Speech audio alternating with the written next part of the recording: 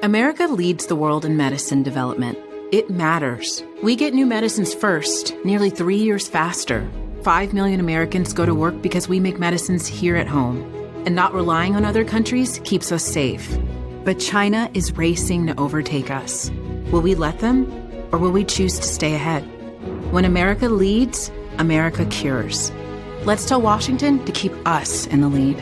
Learn how at americacures.com. Paid for by Pharma. Spring is in the air, which means now is the time to save during spring outdoor power deals at the Home Depot.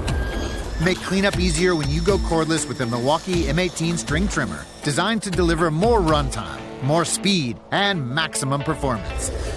Then grab a select Milwaukee fuel attachment, like the pole saw, edger, or brush cutter, included at no extra cost when you buy the Milwaukee M18 string trimmer. Shop 7 days of spring outdoor power deals at the Home Depot, now through April 29th. The Oregon Ducks spring game went off without a hitch, and there were some exciting plays. The NFL draft was a boon for former Ducks, and Oregon got a commitment from a 5-star quarterback. How will that go? Also, I will have a very brief review of the Mencl movie since I brought it up last week. That's all coming up and more here on the Ducks Confidential Podcast. I am Aaron Fentress of the Oregonian and OregonLive, and he is George Wrighster of the Unafraid Show. George, did you recover from that blindside hit I gave you after the spring game? When I came up behind you, I saw George and I went around. I was like, and George was like, oh, that hurt, Aaron. What was that? Or did I just feel like a fly bouncing off you? I didn't even notice it, bro. Like, you didn't notice it? I you thought turned it was around and squared up. You were like, no, I turned around because I thought some kid had bumped into me, like, you know, because we were on the field after the spring game, and I was like, oh man, I was hoping I didn't hurt nobody. So man, I threw 195 right into you, huh? And you were like, oh, my shoulder. What is that little 195? You're like, what? You're like looking around like, what was that? Was that a fly? Anyway, it was good to see you, bro. It was good to see you. As a matter of fact, we're going to flash a picture of us grinning up on the field. We're going to have that in there. There we are. Look at us. We're so happy together. Boy, clean. That boy, clean. He had on the Jordan mat, everything. He was like, mushroom hat, mushroom belt. And inside, special mushrooms. Yeah, you got to coordinate. I had the blue blazer, blue jeans, white shirt, and then I had the blue and white Air Jordan 11s. Mm-hmm. Which Dante Moore noticed after the game, by the way. He was like, oh, you got the J's on. Hold on. First, I actually thought that you had on some team Jordans and I was going to clown you. But then I was like, oh, no, he actually got on the real. I got the 11. Okay. You thought it was a Jordan brand Jordans? Yes. The faux ones? Because they have some faux Concord ones or 11s. Yeah. Yes. That's what I thought you had on. And I was like, you were going, you weren't going to let me get away with that? No, I was not. And I wouldn't expect anything less. All right, let's talk about this. Let's talk about the spring game first. We talked about this last week. Spring games can, they are what they are. But this one was fun because it had some cool moments. One of them I wrote about was, Evan Stewart, right? First time playing since he got hurt in December of 24. He catches a long bomb down the sideline from Raiola. He runs. No. Not since he got, his first time playing, but he got hurt in the summer last year, remember? Right. Yes.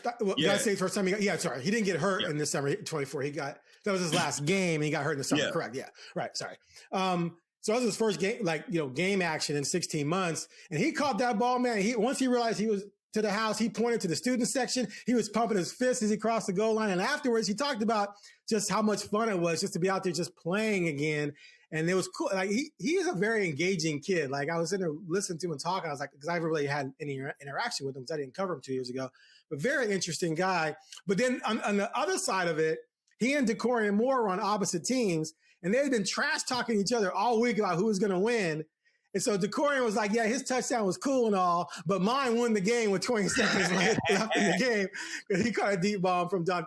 I think it was Dante, to win the game. And then, of course, Evan said that Decorian was from Brock. It was from Brock. That's right. You're right. It's from Brock. Yeah. And so he was talking trash to him and after the game. So, yeah, it was fun to sort of in separate press conference to see those two talk about it and just to see Evan Stewart get out there and ball again. What do you think of his performance?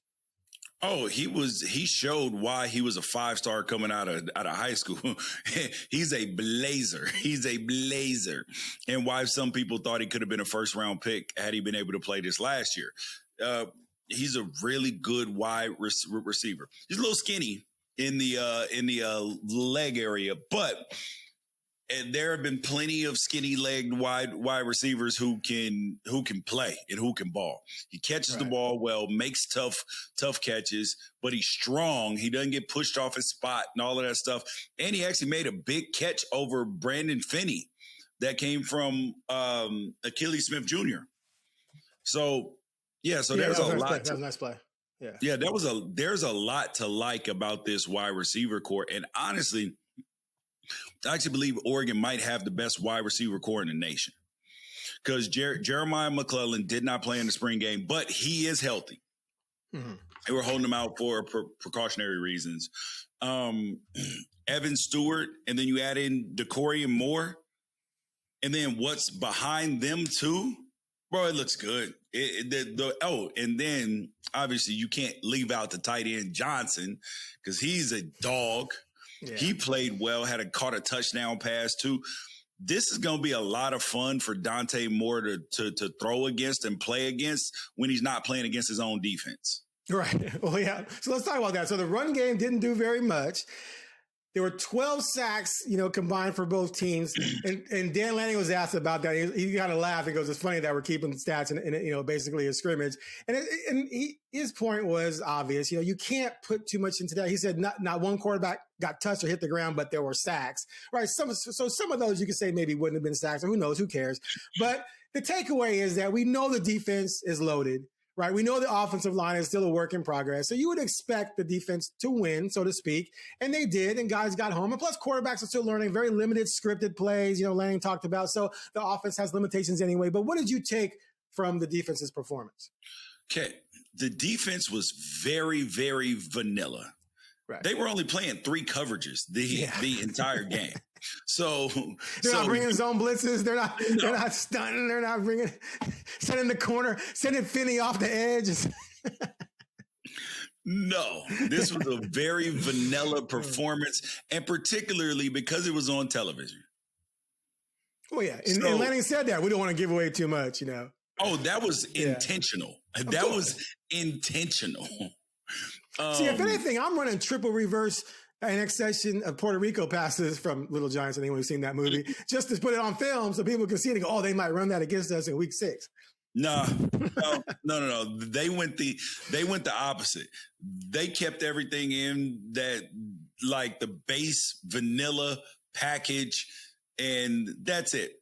Because it's really just to make sure players can, because in the spring game, particularly that you're playing a lot of younger players, like who are playing the majority of time, because I really liked the way that they broke it up.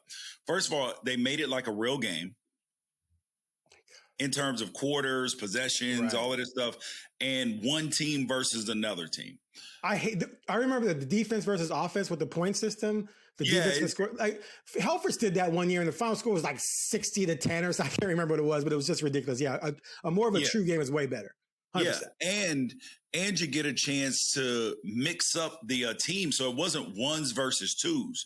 Right. So that kind of messes up the offensive line a little bit when you got guys who are going to be on starters on both sides. But the whole thing is to create a balanced team so you can get looks, and then also create places where guys like. And also, I like the way that Dante's in the fourth quarter too, as opposed to the first quarter. So they were very intentional about play counts, okay? That they wanted to see a lot from certain players who are either could possibly be starters or backups who play a lot. So they're going to figure out the whole goal is the way everybody can play fast, and then they can figure out what they need to do going into the fall.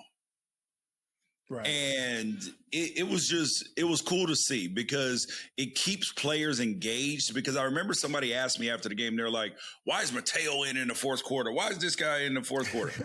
Because it wasn't about, because if you play 15 or 20 plays, what does it matter whether you play them when they happen? Right. All in the first quarter, or whether you play 5, 5, 5, 5. Right. Like, what does it matter? It doesn't. Right. So that's the whole point, is to be very intentional, because they knew from last year that you were going to have somewhere in the neighborhood of about 66 plays or so. So you base play counts on that. So let's say that you want to see what a young corner has, right? And he's on the team with Brandon Finney and Efe. Then Brandon Finney and Efe may play the first series, but then the next series, young corner goes in. And then the next series, the other corner comes out and young corner stays in. So young corner stays in pretty much the whole game.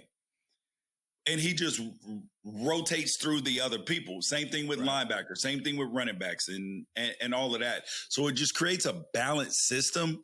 Everybody got reps. Everybody got a chance to play. So you get a chance to show where you're at. I was, and the outcome of the game, oh God, Aaron, I couldn't have been any more happy. Why? Oh, because it was just what I wanted to see. Okay. And we talked about this. I wanted to see, first of all, I did not want to see big plays galore. Did not. You had two big plays happened against young corners. Yeah. So that's to be expected. So you're not worried about those. Yeah. So it's where they had no safety help. They're one-on-one. I'm fine with that. Yeah. But you don't want to see a lot of those. Mm-mm. And then you see the defense, the running game getting stuffed. But then there's a couple of plays where they were able to have some running success, but no 10-yard runs, just like fours and like negatives and zeros and 2s and 4s and 6s and you had an 8 or so. Like, that's ideal. That means that your defense is doing a great job, because if your offense is running over your defense in scrimmages, you got a problem. So I loved that it was 10-10 till late in the game. And it was amazing. It was exactly what I wanted to see, and exactly why I believe that this Oregon defense will be the number one defense in the country this year. Because go ahead. Sorry. You had guys like Aiden Breland, who's had a very good spring. So people were concerned about transfers out, like Terrence Green and the other kid. He's a dog. Like, he's had a very good spring. You've had the transfer in from North Carolina. He's played very well. Bear looked really good. Tatum didn't play, but Mateo did some nice things. This is encouraging when Gavin Nix at linebacker plays well. Williams did some nice things. The back end looked very good. It is, bro. I am excited about this fall and this defense. This feels like Ohio State 2025, where they are smothering people. Yeah, they returned 8 starters, and they got a bunch of young depth rising up. They added some pieces through the portal. They should be pretty damn stacked. 2 points real quick. So you brought up, when the defense is getting run over, how bad that is. I've told this story before, but I'll never forget fall camp 2016. And all we kept hearing from these close scrimmages is that the running game looked amazing. And I was like, did it now? Knowing that was the year after Defoe was gone, and they had already lost Armstead and Balducci before that, right? And they returned. The only returning senior on the defense was Johnny Reagan, I think, only senior starter, and you had Mondu. But anyway, we kept hearing that. I'll never forget. I interviewed Aiken about he was the defensive line coach, about the defensive line and where it was, and he said all the right things. But dude, I looked into his eyes and I saw horror. And then I also remember how different the new guys who were starting, when they would walk by, looked compared to DeForest Buckner and Armstead and Balducci, who just looked like mutants that you knew were going to be in the NFL, compared to these other guys who were walking by. And it was like, yeah, the Ducks are in trouble. And of course, they ranked like 133rd in the nation in rush defense, right? So yeah, you never want to see that. And that doesn't mean the offense isn't good. It just, when you return all 4 defensive linemen, I know one didn't play, who are going to be in the NFL next year, coming off of playing Indiana and Texas Tech, you expect them to dominate a group that's going to have 3 new starters. You just expect that. Even if you mix and match it, that's what you expect. If you don't get that, then you're concerned.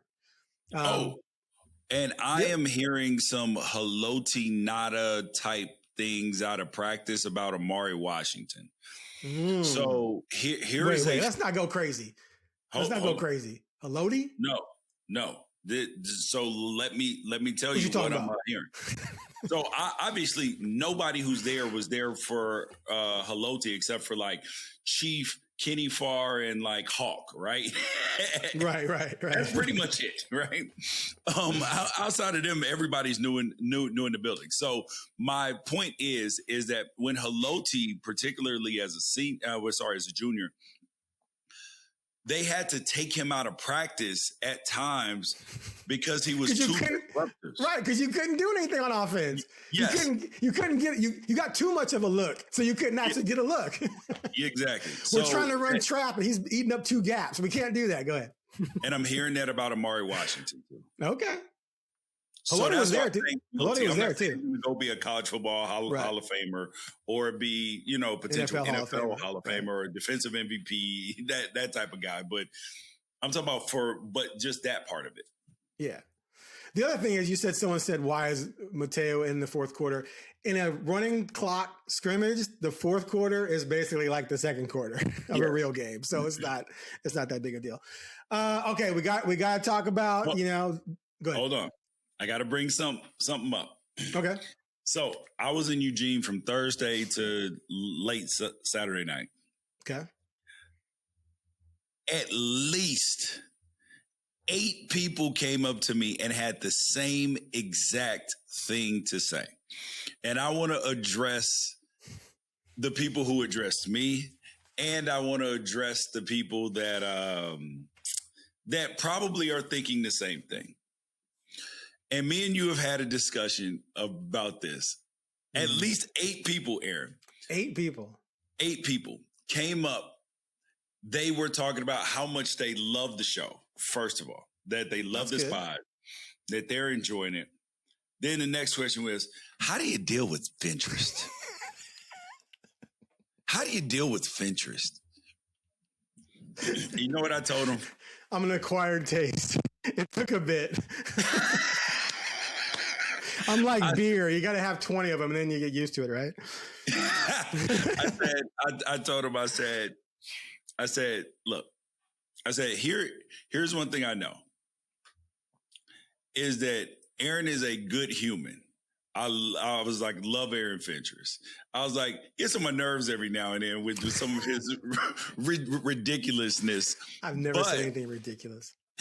But I was like, this dude's a good dude. And he's not hot take guy trying to find things to try to rile up Duck fans. He's just being honest, like through his POV, this is the way he sees it. Exactly. And that it's not malicious. It's not acting, even though there are times he probably does poke people every now and then. It's in general, it is because this is what he really believes. He's a good dude, and he's trying to serve Duck fans and serve his craft the best that he possibly can. And I enjoy working with him. Thank you, George. I appreciate that. See, you get me. Yes. You get it. I annoy you, but you get it. And that's all I want. You can be annoyed, just get it. That's all I ask for. I appreciate that. Okay. So, and they also said that they love our chemistry together. And remember, probably about a couple years ago when you asked me to do something, I forget. And I was like, yo, bro, I think that we would be good together. Yeah. And it's been good. Yeah. When they said we want you back on the Ducks and doing the Ducks podcast, I'm like, I got to call George. Got to get George on the pod, see what happens. One more thing about spring we have to get to. Okay. And that's Raiola. Because everyone, it's a storyline. Like every time we post a story about Raiola, it gets numbers because people are thinking, okay, we got a successor to Dante Moore. He looked good in the scrimmage, but it's like I would expect a 2-year starter from the Big Ten to look good in the scrimmage, in a spring game, right? You should look good. But what was your assessment? Oh, no. I want to know your assessment first. Well, my assessment is that he did not do one thing I wouldn't expect him to do. Like it's a controlled scrimmage where you can't get touched. Things are scripted. the touchdown to Evan Moore was a nice throw. A little bit too inside. Evan had to bend it in, but that's fine. That's going to happen. But he did it against a corner that's not going to play next year. It wasn't against some starting corner it wasn't against Finney or anything like that. So it was fine, but I would expect that the guy, he has 20 starts under his belt in the Big Ten, right? He won some games. He threw probably 37 touchdowns. Like, he didn't do anything that made me go, oh my God. But also he wasn't really asked to. And the things he did well, I would just expect from a veteran quarterback. So, that doesn't mean to me he's the guaranteed starter in a year and a half. Yeah. And my takeaway was this, is that, and I've had the same stance on Dylan Raiola. There's no lack of talent. His short to intermediate game is very good.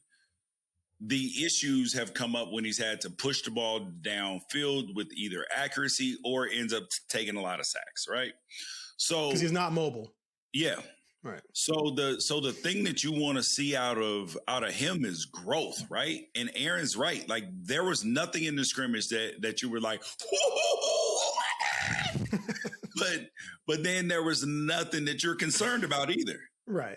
So that was, and that's also partially because of the vanilla design of it. Right.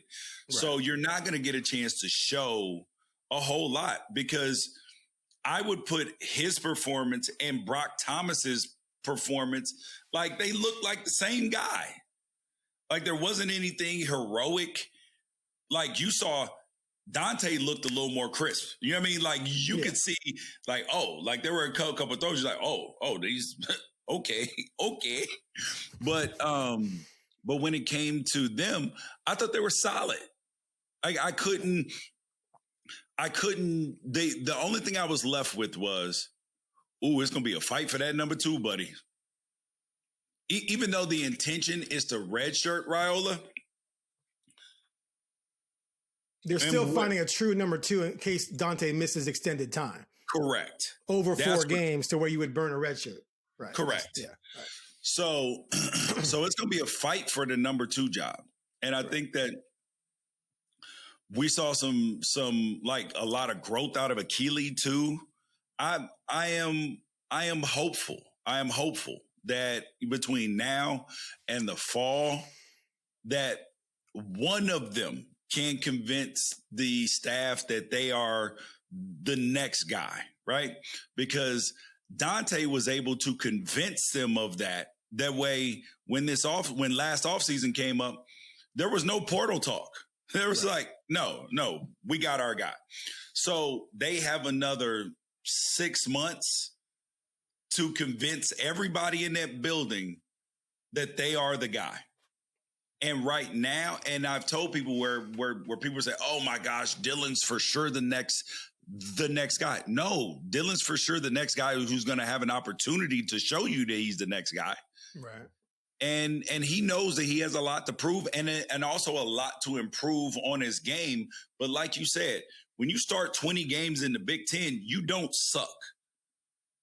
You are there may be levels to it, but you don't suck. Like, and this is what I've said too, is that if you go into this season and Dante, like, as of what we've seen right now, if you put Raiola in, the Ducks are not a national championship caliber team, but they may be an 8 or 9 win team.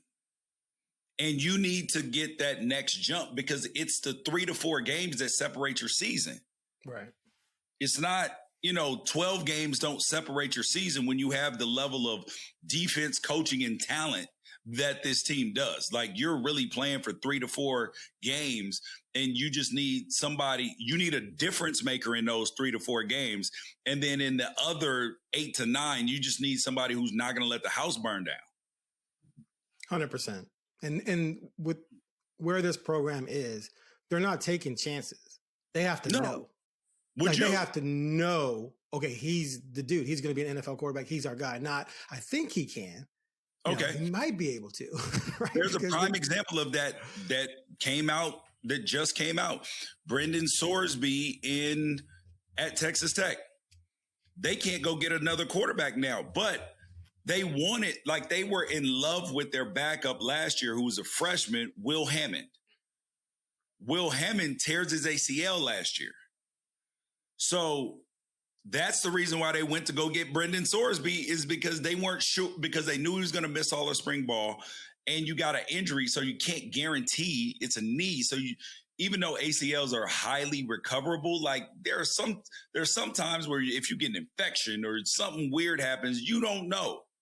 So that's why they went out and got Brendan Sorsby, and now Sorsby may be out for the season because of the gambling stuff. And now you're sitting here with the quarterback, like praying for, like they're going to be lighting candles and doing seances like, oh, Will Hammond's knee. Oh, Will Hammond's knee. Like, trying to get it better as quickly as possible. All right, let's move on to the draft real quick. Just a real quick recap here. We got Kenyon Sadiq 16th to the Jets. Yes. I called this up and now I can't find it. Then we had, hold on a second. Then we got Dylan Thieneman to the Bears. We're gonna dive. He got the Uncle Aaron hat. We're gonna dive into that. We got Emmanuel Pregnon, second or third round to Jacksonville. He fell a little bit. Nasty work. Kennedy went in the 4th to Kansas City. Bryce Betcher also in the 4th to the Colts. Malik Benson in the 6th to the Raiders. Harkey in the 6th to the Chargers. Isaiah World and Noah Whittington signed as undrafted rookie free agents. World, because of the ACL injury, he had surgery in January, which might have been a 1st or 2nd round pick. All right, Sadiq's going to the Jets. They love him. Even though they drafted a tight end last year in the 2nd round, he gives them a playmaker. They're excited about what he can bring to that offense, which was just garbage last season. So they don't really still have a quarterback, but they put together a few pieces Geno, here. baby. Yeah, and Geno's serviceable from a veteran standpoint, but they don't have their quarterback, right? Yeah. But dude, let me tell you a story real quick. So when my first time covering the Ducks, I got to know this NFL scout who became my scout guy, and he was a Bears scout. And we struck up a conversation, and I was just breaking down all this Bears stuff from history. And he was like, wow, I was remembering things about the Bears drafts that he had forgotten, right? And so we exchanged phone numbers and we talked periodically. And in 2000, what year was Kyle Long? 2013 draft. So he would call me every year and say, what do you think of guys? Not that he was like I was giving him information he didn't know. He was just curious to bounce stuff off of me. And I was like, dude, you got to get Kyle Long. He is a man-child. He is a monster. And I would just praise him the entire year. And then on career. Yeah. And then on draft day, the Bears took him in the 1st round. And the scout sent me a text. And he goes, how'd you like that pick? And I'm like, oh, my God, that's amazing. And I said, did I have anything to do with it? Maybe I put 0.00001%. And he said, add about 5 more zeros and you're right. And I'm like, I'll take it. So I claim to this day that I had a 0.000000001% influence on the Bears taking Kyle Long. Now, this time I didn't talk to any Bears scouts, but the Bears needed safety help, and they've been targeting speed in the secondary. They got Kobe Bryant from the Seahawks. So that made me think they might not go safety in the 1st round of the draft. But Thieneman fell there, and Ryan Poles, GM, said, for where they were, they really wanted Thieneman, but they didn't think he was going to make it to them. But once he got past 18, they did a countdown. It was like, oh, my God, we think we're going to get him. And they didn't hesitate. And the thing I love about him, one, and Poles said the same thing. Jim Rattle, football guy, loves football, passionate about football and learning football. He hits hard like, a smallish linebacker, and he can cover like an elite, not corner, but an elite safety. And he's got 4.35 speed, which you're not supposed to have at safety. That is uncommon at the safety position. And so even I'm jacked up. I'm being homerish. I'm not going to lie. I am jacked up as a Bears fan.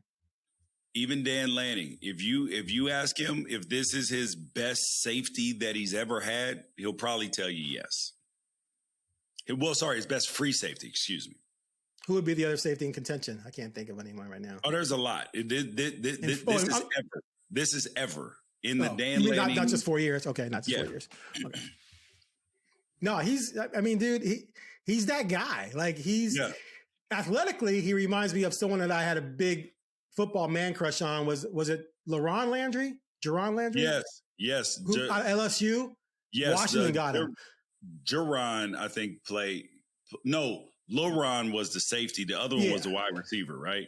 Okay. I love that guy so much that whenever I played Madden, I'd trade for him to the Bears. That's how enamored I was with Landry. And he was a 4-3 guy at safety. Yeah. And so the Bears got a 4-3 guy at safety. I'm excited about that. What'd you think about Pregnon dropping to the third? Because you thought, most people thought, most mock drafts had him in the second. What'd you think? Or potentially even a late first. Late first, yeah, exactly. He is a sure thing. He is a 100% sure thing. So I started asking around after I heard a whisper. And there are some whispers going around that there was some nasty work on a team's behalf that did not want him to go very high. Because they had a vested interest in making Oregon look bad and a vested interest on making themselves look a little better. Really? And yes, bro. People roll like that? People move like that? Hurting a kid's chances to solve another program? He left you, and you don't. Still, you don't hurt the kid. It shouldn't be like that. It shouldn't. It should not. And especially of a kid that, like, Oregon loves him. Like they said that he was great in the locker room, great with his teammates, great everything. But some kind of way his character at USC was questionable when there was no truth to it. Sucks, but hopefully he ended up in Duval. Or as their coach now says, Duval. Because he doesn't know how to say it. You don't understand. I have no clue what you're talking about. I have no clue. Yes. Okay. Wow. So Shane Cohen, Cohen, their new coach. So Jacksonville is in Duval County. So everybody down there goes, Duval. Okay. And then when he got hired, they asked him about it. He was like, Duval. So he didn't know how to say it yet. All right. Anything else jump out? You told me on the phone you thought Kennedy going to KC was perfect for him. Oh my God, yes, because Kennedy's smart. He's going to a Spagnuolo system where they blitz all the time. They move you around. Their nickels are important in run stopping and in coverage. He's got everything. I told you that this kid, out of all the kids that I had watched in the draft, that he was the one that wasn't like Pregnon's a sure thing, right? And people were talking about him even potentially first. So I'm not talking about guys like that. I'm talking about guys that people are sleeping on. This dude is a 10-year starter in the NFL, provided he stays. 10-year starter or 10-year career? Oh, sorry. 10-year career, but probably starting at nickel the majority of it. Okay. Not outside, but at nickel. Okay. All right. And Benson goes to play with Mendoza with the Raiders. The Raiders love speed. This was a total Al Davis pick. Yes. Deceased, but this is Al Davis. Go vertical. Go vertical. Love it. I was so happy. And then to be in the stadium when Benson got picked and Harkey got picked, the way the crowd responded. And these were transfers. I know. But Oregon fans are so spectacular because they show love to their players. That's why I asked, oh my gosh, one who got drafted by Arizona last year that came from South Carolina. Birch, Jordan Birch. I asked Jordan Birch, like, are you happy? Because he could have went to South Carolina spring game. He could be out there, right? He was like, no, bro, I'm happy I came here. He was like, I'm not sure if they'll let me in the facility at South Carolina, but I'm happy that I came here. I loved it. I love the people here. They've treated me well. And you see how they react when, like Jeffrey Bossa was there. Bryce Betcher, local boy made good. Got drafted. And the Bryce Betcher stories are actually just as important to Oregon as anything else.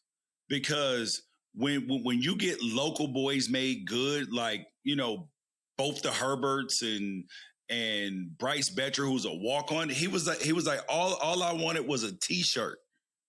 All I wanted was a T-shirt. Like, I just wanted a T-shirt that said Oregon football, and now I'm in the NFL. And it was just, and the way the crowd responds to him, because that gives hope to, like, all the fans around there and their kids. Like, bro, like, that, I could too be an Oregon football player from Eugene. I could be an Oregon baseball player from Eugene. Right. And it's not just all the outsiders that come here, even though a lot of them become part of the community and end up staying there. But just the fact that local boys make it good is absolutely incredible. And the way that they responded to, like you said, Harkey and Benson, who got drafted during the spring game, was just, it was special. And I wish that they could have seen it for themselves. I remember there was a stretch of time under Chip Kelly, where alumni didn't feel so welcome. Correct. Right. And it blew me away, because I was like, why would you make like that? They didn't even send stuff to guys in the NFL. Yeah. And so then later on, like, Willie Taggart immediately was trying to change that. Correct. And Mario did a good job too. I remember going to cover the Seahawks at Atlanta, and I went to try to catch up with Kenyon. He wasn't near his locker, and I couldn't wait forever. But in his locker was a big box of stuff with Oregon on it. Yep. Because they just send stuff out randomly to their former Ducks in the NFL. And probably guys who aren't even playing in the NFL. They just send stuff out, right? And so, I'm a nostalgic kind of person. So when I go to a spring game or go to a game and I see the old school guys I used to cover, it's fun as hell. Like, I took a picture with Haloti at some game last year. I took a picture with all sorts of Grossu was there and other guys, and just, say, hey, what's up? And then, they remember me because I covered them, obviously, and good relationships with most of them. So it's always fun to see those guys. So why would you as a program not want that? Like, I'd want as many alumni as possible to come to every event they want to come and be on the sideline. And glad hand recruits, I don't know if that's legal or not, but talk to the current players and just have that camaraderie. Yeah. And Evan Stewart talked about how Tez Johnson had spoken the night before the spring game about, don't take these moments for granted, right? Yep. Cherish every moment, because that's, no matter where you go in life, he's in the NFL now, right? You're going to look back at those moments, and you don't want to look back at them and go, oh, I took it for granted. Embrace it, having fun, be enthusiastic about it. And I think having the alumni there enhances that, because now those young kids are seeing Hall of Famer Haloti Ngata, pretty decent George Wrighster, right? Yep. Pharaoh. Come on, you didn't even react to that? I'm not. Oh, come on, give me a reaction. No, I threw it in there smooth, like, too. You just like when I bounced off of you on the field, right? You just kind of Pharaoh Brown, who hadn't been there since his pro day. Oh wow! And because he didn't feel welcome. Alex and he was Molden, like, man, they not fooling with me, blah blah blah. And now he's like, I can't wait to go back. That's how it should be, dude. 100%. And in the new facility, what they're doing with the new facility that is being built so in addition to the new locker room and everything else, they're creating a locker room for the pro guys. And they're creating a draft. Yes. So then guys come here. So they want their pro guys to come work out here in the office. So they're around the facility, and that just only raises the level, because the guys will go work out with them in their own time and see how they move, see how they work. That just creates a higher level of professional environment. And they're creating a whole place where you can train for the draft. That way their players don't have to leave and go other places. They can bring their trainer there and then train there for the draft in a facility that is going to be better than wherever they could possibly go. Right. Exactly. So you could have situations then where, if current NFL players came back and actually worked out, there's no reason I don't know of, unless there's some kind of real reason I wouldn't know, where, say, like this summer, Troy Franklin and Tez Johnson can go catch passes from Dante Moore. Correct. In the summer. Correct. And then be running routes with the current wide receivers. Right. And giving them tips on the same system. Yes, and learning things from guys who are getting paid to do it that they trying to do. So that just levels you up a little bit more. I'm gonna have to write about that this summer if that's going on. That's dude, like to me, that's a no-brainer thing to do. Well, that's not for sure going to start until the new facility opens. No, I know, but whenever it happens, like that'd be a cool thing to write about. Yep. Here's, young quarterbacks out there working out one day with his receivers, and all of a sudden, here comes Troy Franklin. Hey, can I work out with you? Or young receivers are working out, and all of a sudden Justin Herbert shows up. Hey, can I work out with you? It's like, sure. And then you're out there catching passes from Justin Herbert. Yes. How inspiring is that? If you're like, oh my God, I'm a redshirt freshman at Oregon. I'm not even playing yet. I caught passes today from Justin Herbert. Like that just levels you up for just being pumped up.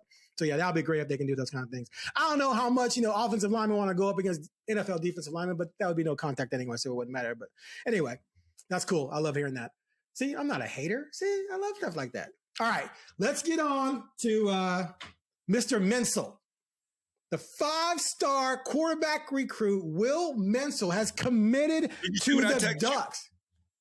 Yes, I did. He texted me a video of him saying something nice to you, George. Are you going to post that? Did you post that already? We'll post it. Well, here it is. Here, we'll post. Yeah, I'll get posted. Here's Will Mencl with a message for George Wrighster. Oh, isn't that special? Okay. Hey, man. Hey, man, listen. In the know, connected. Hey, I know you are. Okay, so and also the recruiting weekend this weekend. Was it lit?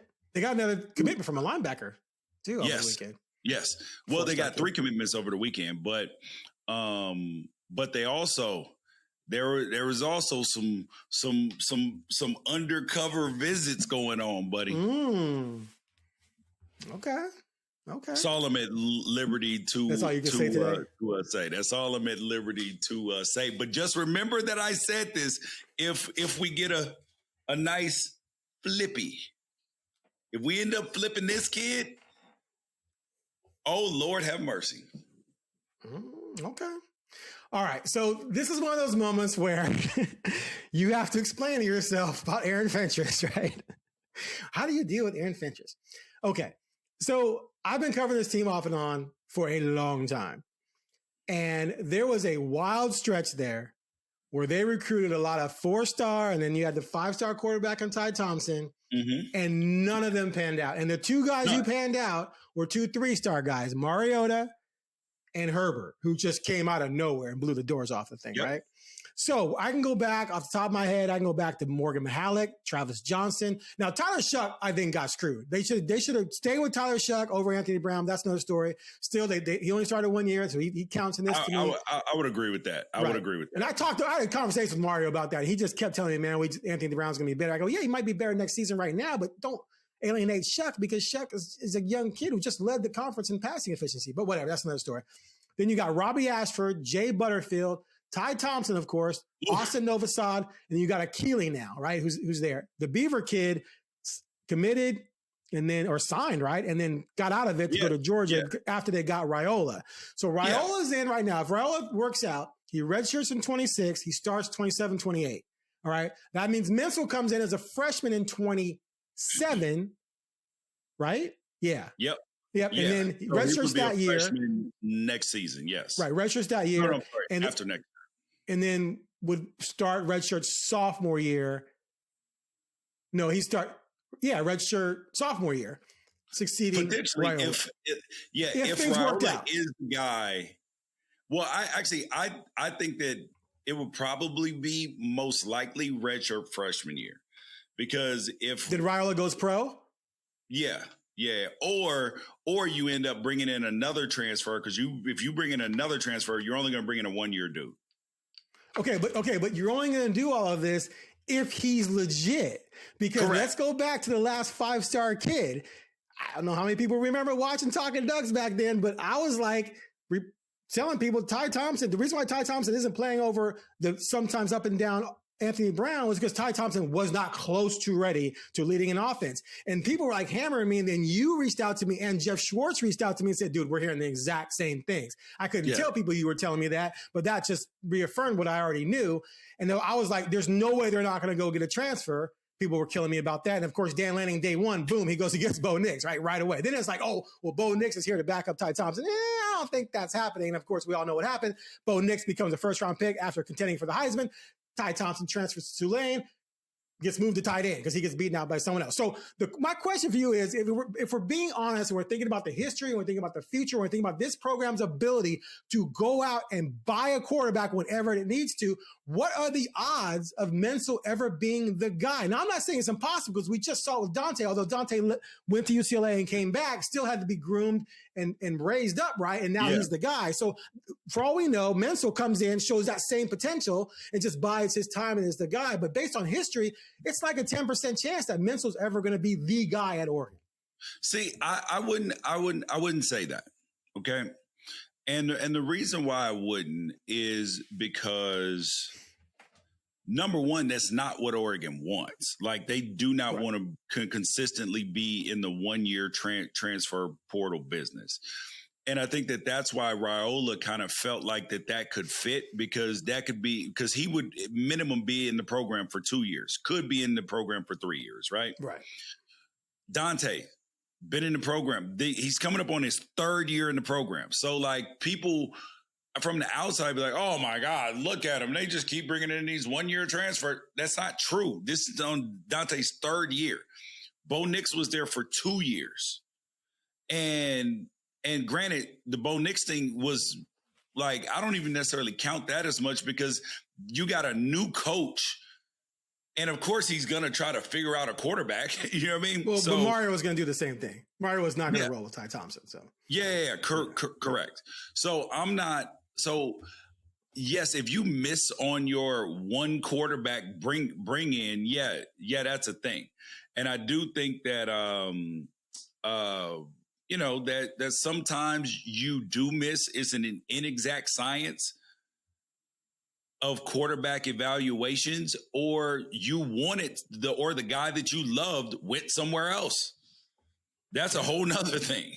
And you feel like you got to bring in someone, because you gotta have some young guys in the pipeline that you hope click.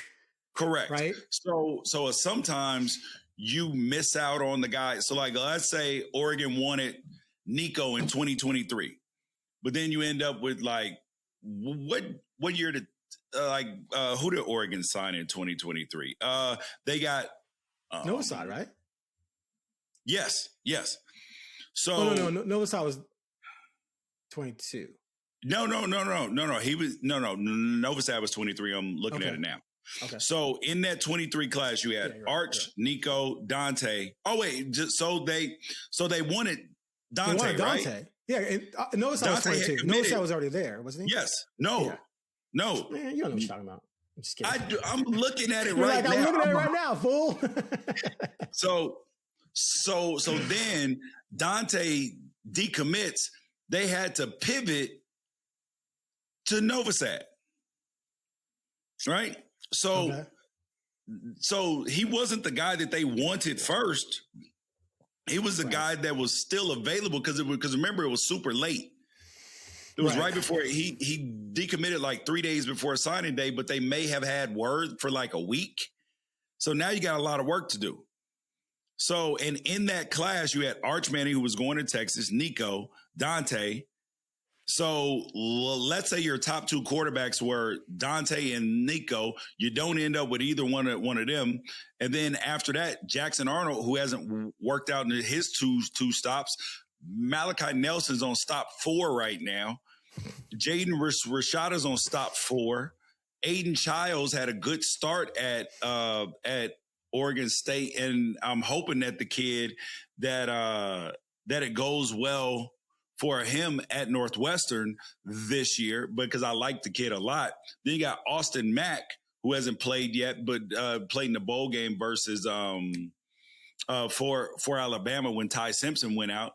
Avery Johnson at Kansas State, he's more of a runner, hasn't passed well. Vizina at Clemson hasn't played. Kleinholtz hasn't played. Eli Holstein transferred from Alabama, then lost his job last year at Pitt. I mean, it's just, then you got Kenny Minchie, Ricky Collins. Like the pickings were thin, is what I'm going to say. Yeah. Okay. Well, look, I mean, so like I said, based on history, I make it a low percentage, but none of that matters until he gets on campus and they see what they have. Yes. Right? Until when he comes in spring of 27, which I'm sure he'll be in the spring, they're going to see him and they're going to have an idea right away. Okay, yeah, this guy is developable into being a national championship caliber quarterback. Yep. And we think we can build with him. And then you just hope he keeps making those steps. And if he doesn't, and he's backing up Raiola or someone else you brought in, then you're going to gauge if that guy's going pro or not. I'll have to go into a transfer portal and get a veteran, or I can fall back on Mencl like they just did with Dante Moore after he sat behind Dylan. So it'll all play itself out. And I hope it works out because, I mean, the whole transfer, don't hate the player, hate the game. You do what you got to do, adapt or die. I'm not against it at all. You do what you got to do because you're spending too much money on this roster to have quarterback hold you back. Like the last thing you want is we're great everywhere, but one spot that can kill you. So you're not going to mess with that. And hopefully he comes in and hopefully he's patient. Hopefully he's willing to sit a couple of years because Dante wasn't willing to sit, which is one of the reasons he went to UCLA instead of just coming here and backing up Bo, which he's admitted to, and he got humbled by that. This kid clearly knows he's coming in. Huh? Go ahead. I said FAFO. Right, exactly. But that's also exactly why, but that's also probably why we got Dante back for a second year is because of that UCLA year. Oh, he was like, I'm not trying to have the same thing happen going to the NFL. Yeah, clearly, he's ready to get drafted. He wasn't ready to be thrown. Like, to me, you take Dante Moore that we saw at the end of last season, you throw him on a bad team in the NFL, he's cooked.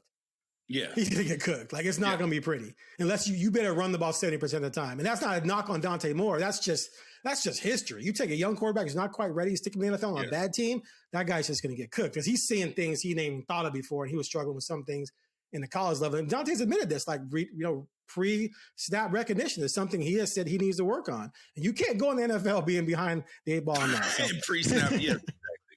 Yeah, you're in trouble. So good for him for coming back. So we'll see what happens. Like, I'm not saying I don't want him to become the guy. I hope the succession is Raiola works out. Raiola kills it in 27, goes pro. Mencl's the guy. And then you got a clean little transition there. We'll see if that happens. All right, last thing real quick. I mentioned the Michael movie last week. I went and saw it twice on Friday. Got my off the wall t-shirt.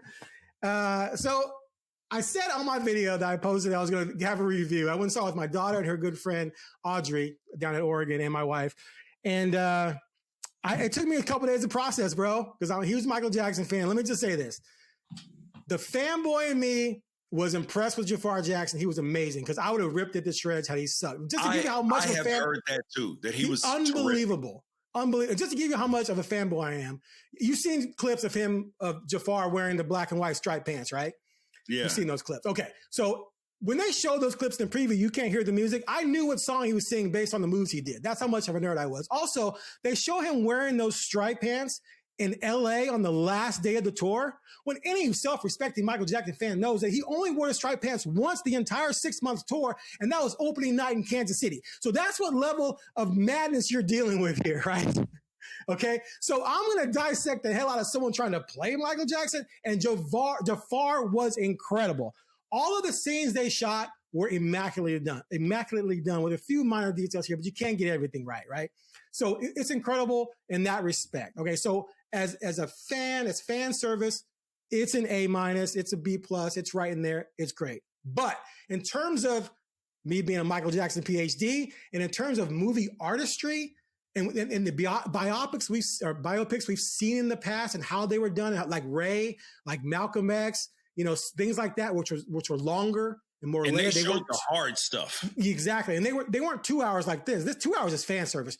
2 hours, 45 minutes, 3 hours. That's when you get into really layering something about somebody. This does not do that. So in that regard, I can't give it better than a C because it just pushes everything so forward. It has some things out of sequence, which at one point my daughter was like, calm down, Dad, it's just a movie. I'm like, no, you can't do that. You can't have that before this and this before that. That's not how it happened. And my daughter was like, oh my God. But so if you combine the A for the performances and for Jafar being just amazing, and the C for the fact that it's just too surfacey, it puts me right around that B category, which is fine, but I wanted more. I expected more, but the estate is going for the cash grab. It's the number one movie in the world. It's the highest grossing biopic in history for the first weekend by a lot. It may cross $1 billion mark, which the only other biopic to do that was Oppenheimer last year, which won the Oscar. So, like I said, it's just two different things. If they had got into it a little bit, it might have. It still would have been the number one movie in the world, but it would have been like people would have gone to go see it more than once, even probably. Right, and you can make that argument. And so it's unfortunate because the toughest thing is finding the guy to play Michael, and you literally found the perfect person. I can't not poke a hole in him. And you know how hard I try. You hear me nitpick the Ducks. Oh, the Ducks won by 50. Yeah, but in the third quarter, like you've seen me nitpick the Ducks when they're 10-0 before. You can imagine how much. You went in ready to nitpick. I got 100%. I had a notepad. I had a laptop. No, I'm just kidding. But I could not find any flaws in this kid. And even the little Michael, Giuliano was amazing. And the guy put Coleman Domingo playing Joe Jackson, great. But it was just too rushed of a movie. So last thing I'll say, just to give you an example of how mistakes they made. They have like a 3-minute scene between Joe Jackson talking to Don King about him promoting the Victory Tour. Interesting scene, but it's like 3 minutes. There was more interaction in that between those two than we saw the entire movie between Michael Jackson and Quincy Jones. That's just a crime. Like it's a crime. And then you don't even discuss the fact that Michael Jackson hated Don King, thought he was a scumbag, because he was a con artist scumbag. He hated the fact that his dad went to him. Well, actually, he hated it. They never even talked about it. Whether he still is, but he was horrible. We all know he was horrible, but Michael believed it. But that would have been a great moment to show how much he was under Joe's control because he did not want anything to do with Don King, let alone to do the tour. And they don't even expand on that. So that's where you're missing storylines because you're just trying to get through it too fast. So anyway, that's my quick very review. Important to his story. Yeah, 100%. So anyway, you haven't seen it yet, right? No, I haven't seen it yet. But your wife said it was spectacular. She loved it. So she probably viewed it as a fan more so than I'm super critical. So, dude, when I met Michael Jackson, like it was. What, you met him? Yes. Him, Janet. How did I not know this? I hate you, but go ahead. Because I'm gonna count for a second. So the first high school I went to, TJ Jackson, who was a member of 3T. Right? Taj. I'll give you all the things you want. Ooh, yeah. So Tito's son. Yes. Yeah. So and TJ also was a hell of a baseball player. If he weren't into music and he had focused on baseball, he could have possibly been a professional baseball player. You went to high school with him? Yes. Okay.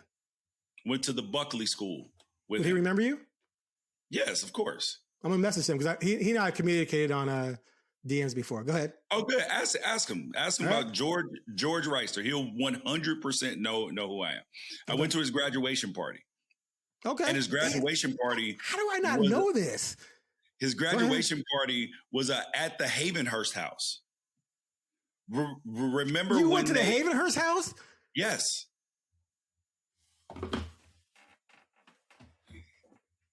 Go ahead. Continue. Dude, it was a who's who in there. So, and he was dating Kim Kardashian when we were in high school. Okay. So, dude, I've known these people since I was and now me and Kim's kid is in the same, like, I see her all the time. No, wait. This was TJ, not Taj. Yes, correct. TJ. Tito Joe Jackson, so Tito Jr., TJ, not Taj. Okay, so I've had communication with Taj, not TJ, but go ahead. Okay. So over there, then the whole family is there. Janet's there, everything. Mike only popped in for just a minute. I couldn't even speak. Janet was there? Yes. You didn't meet Janet, did you? Yes, I met Janet. Okay, I'm out. Go ahead. Dude, I almost couldn't even speak. I felt like I was more in awe of Janet because I was like, oh my God. What year was this? You know, like this was 1990. Was it after my freshman year or after my sophomore year? So it was either 90. 94, so 95. This is around Velvet Rope then. Yes, 94, 95, 95, 96, 96, 97, 97, 90. No. So it's 95, 96, 96, 97, 97, 98, 98. So it was either 1996 or 1997 for sure. Yeah, that's around. Because I don't remember whether it was after my freshman year or after my second. That's peak Janet Jackson. Yes, bro. And I remember like the Rhythm Nation. I was in love with Janet. Who wasn't? So yeah, but I didn't meet her. Go ahead. Yeah. So it was just, dude, I've had some experiences in life that were just crazy. So wait, tell me about meeting Michael Jackson. I want to. Is there a photo? Did you take a photo with him? No. It wasn't like you can't be doing that, bro. You could run around. Back then, you didn't have a cell phone and go, Michael.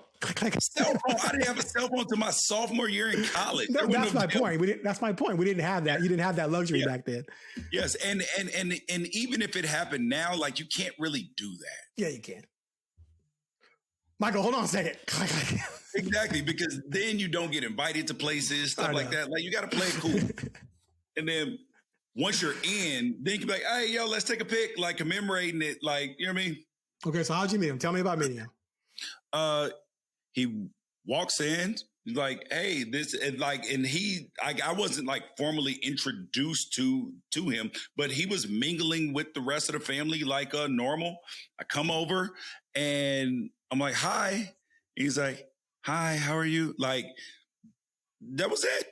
It wasn't a conversation, wasn't anything. I was just in the aura of Michael Jackson and got a chance to shake his hand and say hi. That was it.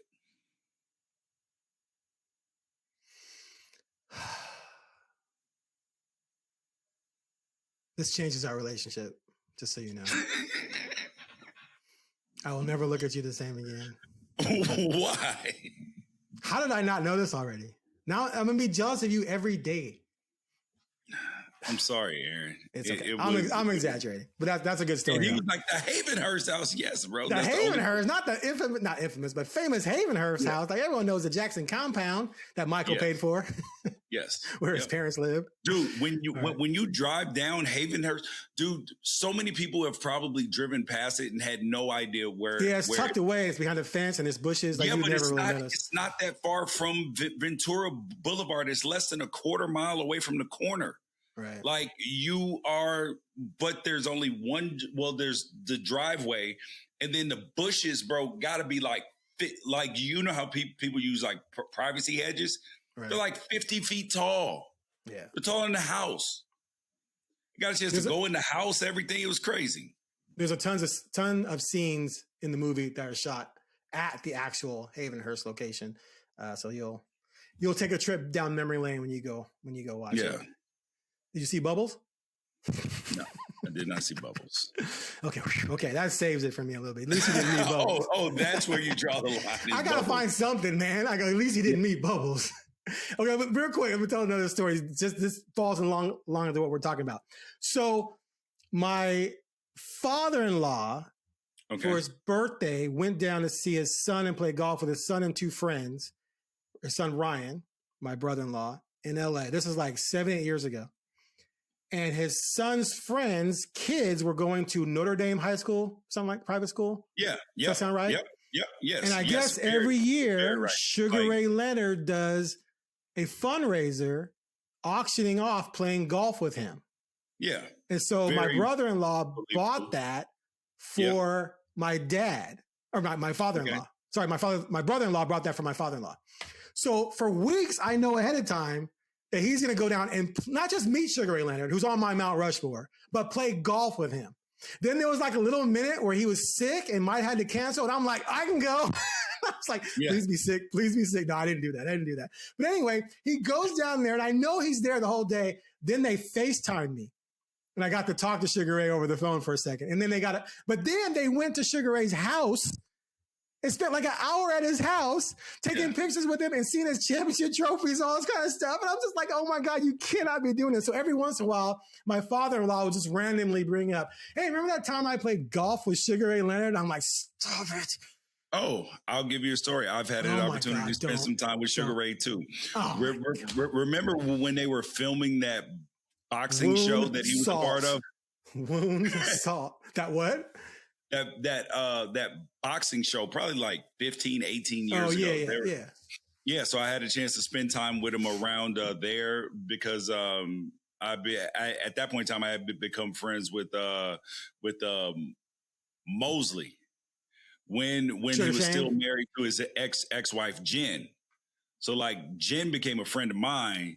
And then that's how I ended up meeting him. And then we became cool. And then when they got divorced and everything, I kept Jen and he Dude, if there's any home listings near you, let me know. Because I'm gonna retire, move down, and just buy a house Terry near Norris you. Too. And just Norris. hang out. I'm gonna move down there and just hang out with you.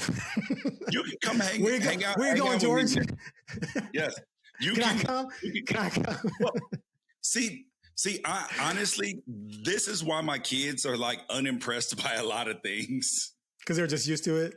Yes, it's like, dude, I see Aaron Donald probably 5 days a week, saw Stafford a couple days a week, see like the Kardashians, all this. It's just like, because of the school they go to, it's just like normal common practice. So the kids are like, they become a little jaded. Okay. But they're not rich like them, though. Yeah, but still, they're in proximity. Hey, it expands your horizons. Very true. All right, that's it for a rather lengthy Ducks Confidential that left me happy in the beginning over Dylan Thieneman, and now I'm depressed because George has met every Jackson known to man, but not Bubbles. All right, we'll catch you next time on the Ducks Confidential podcast.